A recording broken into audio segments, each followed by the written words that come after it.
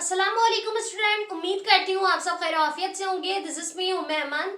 Student, हमारा chapter number 2 enzyme continue है, जिसमें हमने मुख्तलिफ चीज़ों को डिस्कस किया। आज के इस वीडियो में हम डिस्कस करेंगे मैकेनिज्म ऑफ एंजाइम एक्शन को। मैकेनिज्म ऑफ एंजाइम एक्शन का मतलब ये होता है कि यहाँ पर जब सबस्ट्रेट और एंजाइम आपस में अटैच होंगे एक्टिव साइट से, तो वहां पे रिएक्शन परफॉर्म होगा और उस रिएक्शन के नतीजे हमें प्रोडक्ट मिलेगा। तो जब भी हमारे पास सबस्ट्रेट और एंजाइम मिलेंगे, फिर इनके दरमियान जो रिएक्शन होगा हम उसे क्या कहेंगे? Substrate enzyme complex. ठीक है, सबस्ट्रेट एंजाइम कॉम्प्लेक्स यानी जो हमारा रिएक्शन होगा, जो मैकेनिज्म होगा, उसके बाद हमें मिलेगा एंजाइम और प्रोडक्ट। तो एंजाइम हमेशा अपनी जगह वैसी रहेगा, ये रहा एंजाइम, और सबस्ट्रेट जो है वो कन्वर्ट हो जाएगा किसमें? प्रोडक्ट में। अब इसके दरमियान में जो हमें मीडियम या मैकेनिज्म मिल रहा है एंजाइम सबस्ट्रेट कॉम्प्लेक्स का, ये सबस्ट्रेट एंजाइम कॉम्प्लेक्स का, ये मैकेनिज्म, ये एक्शन किस तरीके से परफॉर्म हो रहा है हम इसे डिस्कस करेंगे। सही है। अब इस मैकेनिज्म को समझाने के लिए हमारे पास दो मॉडल मौजूद है। ये दो मॉडल हमें बताते हैं कि एंजाइम किस तरीके से एक्शन परफॉर्म करता है, किस तरीके से सबस्ट्रेट को प्रोडक्ट में कन्वर्ट करता है। अब अगर हम पहले मॉडल की बात करें तो पहला मॉडल है हमारे पास लॉक एंड की मॉडल। ठीक है, लॉक और की मॉडल इसका नाम ही रखा गया क्योंकि यहाँ पर जो मॉडल रिप्रेजेंट किया गया था वो लॉक और की के ऊपर प्रेजेंट किया गया था। ठीक है, किस तरीके से? वेरी फर्स्ट टाइम हमारे पास जो जर्मन के केमिस्ट थे इमेल फिशर, उन्होंने प्रपोज किया था इस मॉडल को 1898 में, और उन्होंने ये बात कही थी कि एंजाइम जो है वो लॉक है और सबस्ट्रेट जो है वो एज अ की है। यानी कि उन्होंने ये बात यहाँ पर लॉक एंड की मॉडल नाम इसलिए रखा क्योंकि उन्होंने ये कहा कि हमारे पास लॉक जो है वो एंजाइम को हम तस्वुर कर रहे हैं और की जो है वो हमारे पास सबस्ट्रेट है। ठीक है, अब वो उन्होंने इस तरह क्यों कहा? इसलिए क्योंकि जिस तरीके से स्पेसिफिक की फिट हो सकती है इस पर्टिकुलर लॉक पे, बिल्कुल इसी तरह एंजाइम एक यूनिक शेप का और यूनिक चार्ज का है, इसलिए जो इसका एक्टिव साइट है वो हर के साथ मैच नहीं होगा। उसी स्पेसिफिक और यूनिक सबस्ट्रेट के साथ उसका एंजाइम जो है एक्टिव साइट अटैच्ड होगा। ठीक है, जैसे आप किसी भी स्पेसिफिक लॉक को, ताले को खोलने के लिए उसकी स्पेसिफिक की का इस्तेमाल करते हैं, हर चाबी से वो नहीं खुलता। इसी तरीके से उन्होंने ये बात कही कि एंजाइम के साथ जो सबस्ट्रेट अटैच्ड होगा वो उसी के शेप का होना चाहिए। ठीक है, बिल्कुल उसी के जैसा। यहाँ पर उन्होंने रिजेक्ट कर दिया था, रिजेक्टिंग सिमिलर मॉलिक्यूल। ठीक है, उन्होंने कहा एंजाइम जो है वो हाईली स्पेसिफिक है, कैटालाइजिंग रिएक्शन कर रहा है, तो वो सिर्फ उसी सबस्ट्रेट के साथ करेगा जो उसके साथ हो, यानी जो उसकी तरह हो, बिल्कुल उसी के शेप का। अगर हमारे पास एंजाइम का ये शेप है तो बिल्कुल सबस्ट्रेट का भी यही शेप होना चाहिए, इसी तरीके का यूनिक शेप होना चाहिए, तभी वो क्या करेगा? रिएक्शन करेगा। यहाँ पर उन्होंने सिमिलर को भी रिजेक्ट कर दिया कि अगर मिलता जुलता कोई सबस्ट्रेट हम डालेंगे तो भी नहीं होगा। ठीक है, अच्छा, उसके बाद उन्होंने कहा कि दिस मॉडल एम्फसाइज दैट, यहाँ पर ये मॉडल एम्फसाइज हुआ कि इसमें यहाँ पर इस मॉडल में जो बताया गया था वो एंजाइम और सबस्ट्रेट के कनेक्शन को बताया गया था जो रिएक्शन की जगह परफॉर्म होगा। यानी कि हमारे पास इमेल फिशर का ये कहना था कि जो हमारे पास एंजाइम है जिस तरीके का है वैसा ही सबस्ट्रेट होगा। अब सवाल यहाँ पर एक ये राइज होता है कि उन्होंने ये बात क्यों कही?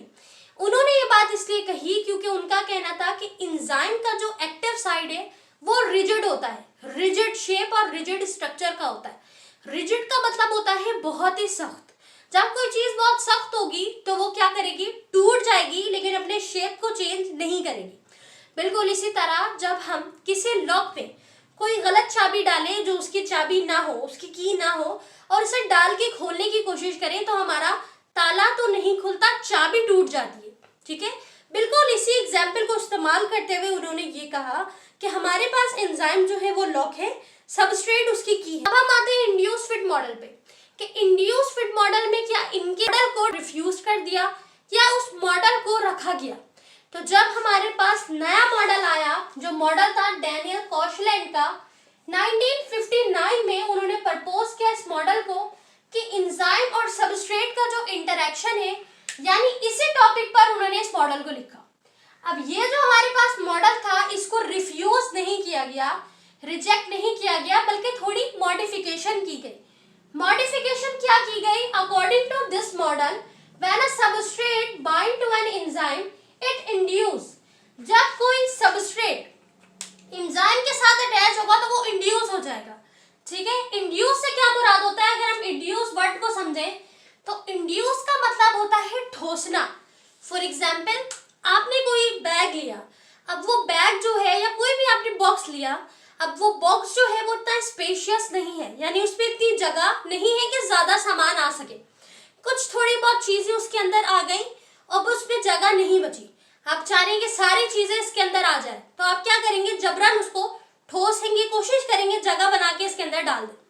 अब अगर हम इस मॉडल की बात करें जो हमारे पास लॉक एंड की मॉडल है, तो फिर उसके अकॉर्डिंग हम क्या कहेंगे कि मजीद नहीं जा सकता, इसमें गुंजाइश नहीं है कि आप और सामान इसमें डाल सकें। ठीक है, अगर आप डालेंगे तो बॉक्स फट जाएगा इस मॉडल के अकॉर्डिंग। लेकिन इंड्यूस फिट मॉडल में ये कहा कि उसमें क्या है, उसमें इंड्यूस किया जा सकता है, उसमें फ्लेक्सिबिलिटी मौजूद है।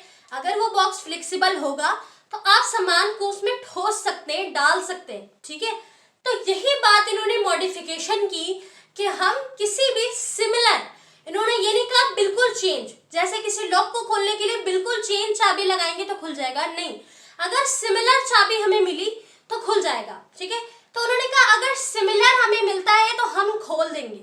ठीक है, यानी सिमिलर अगर कोई सबस्ट्रेट मिल गया एंजाइम के साथ तो वो रिएक्शन परफॉर्म करेगा। ठीक है, इंड्यूस फिट मॉडल के अकॉर्डिंग यहाँ पर जो कंक्लूजन हमें मिलता है वो ये मिलता है कि एंजाइम का जो एक्टिव साइड है और फ्लेक्सिबल, उसमें अंदर कुछ फ्लेक्सिबिलिटी मौजूद है।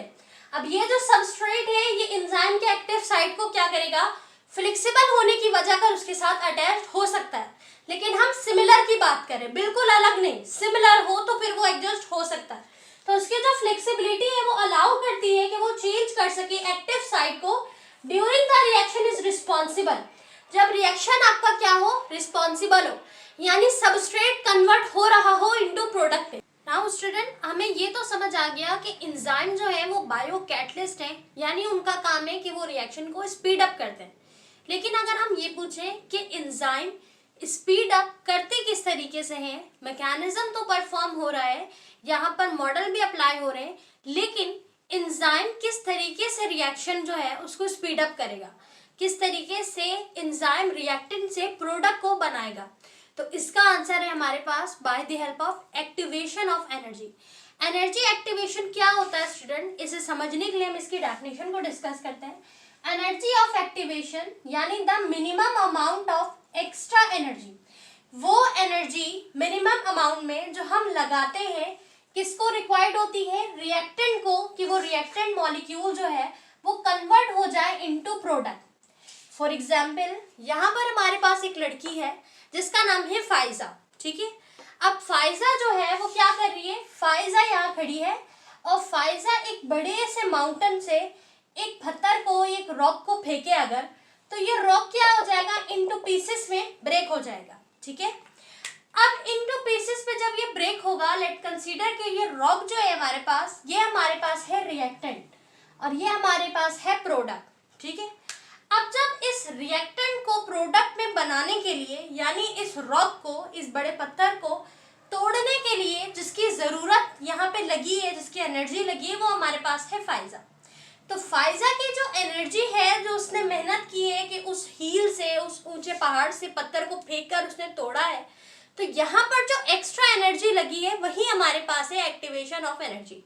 या आप इसकी एग्जाम्पल इस तरह ले सकते हैं, अगर आपको कुछ लकड़ियों को जलाना हो, अब उस लकड़ी को जलाने के लिए आप जो मीडियम इस्तेमाल करेंगे, कोई भी चीज़, चाहे वो मैच बॉक्स हो, चाहे वो लाइटर हो, चाहे वो हमारे पास कोई भी ऐसी चीज़ हो जिससे आप उसको जलाएंगे, तो वो हमारे पास काम कर रही होगी as a activation of energy. ठीक है, लकड़ियों को तो हमें जलाना था, लेकिन जलाने के लिए जिस चीज़ की हमें ज़रूरत पड़ी, या इन रॉक को, इस पत्थर को तोड़ने के लिए जिस बंदी की हमें ज़रूरत पड़ी, जिस भी इंसान की ज़रूरत पड़ी जो उसे अपनी एनर्जी प्रोवाइड करके ब्रेक करे, वो हमारे पास होगा एक्टिवेशन ऑफ एनर्जी। ठीक है, तो यहाँ पर जो एक्स्ट्रा एनर्जी रिक्वायर्ड हो रही है वही हमारे पास कहला रही है एक्टिवेशन ऑफ एनर्जी। ठीक है, अब अगर हम इस ग्राफ से समझें तो यहाँ पर हमारे पास एनर्जी है जो कि रिएक्टेंट के ऊपर लग रही है, वही एनर्जी, एक्टिवेशन ऑफ एनर्जी क्या करेगी, आगे प्रोडक्ट को बनाएगी। ठीक है, एक साइड में हमारे पास हम रिएक्शन की प्रोग्रेस को देखेंगे इन टाइम, टाइम के लिहाज से कि कितनी देर में ये जो है अपना काम कर रही है।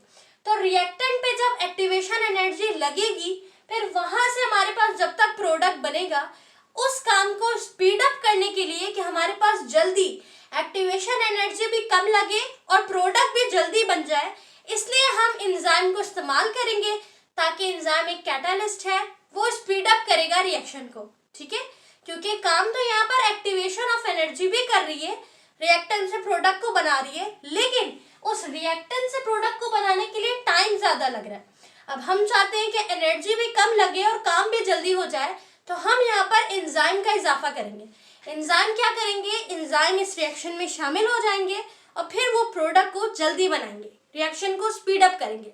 तो जब रिएक्शन स्पीड अप होगा, विच मीन्स एक्टिवेशन एनर्जी कम, तो ये चीज आपको हमेशा याद रखनी है, जो कि बहुत इंपॉर्टेंट है। एंजाइम स्पीड अप करेगा रिएक्शन को bye lowering the activation energy, यानी एक्टिवेशन एनर्जी जो लग रही थी उसको लोअर करके एंजाइम स्पीड अप करता है रिएक्शन को। ठीक है, किस तरीके से, अगर हम इसे ग्राफ से समझे, तो यहाँ पर हमारे पास एक ग्राफ है जिसमें लिखा है इंक्रीजिंग एनर्जी, यानी एनर्जी को जब हम इंक्रीज करेंगे तो रिएक्टेंट क्या करेगा, एक्टिवेशन एनर्जी लेके प्रोडक्ट को बनाएगा।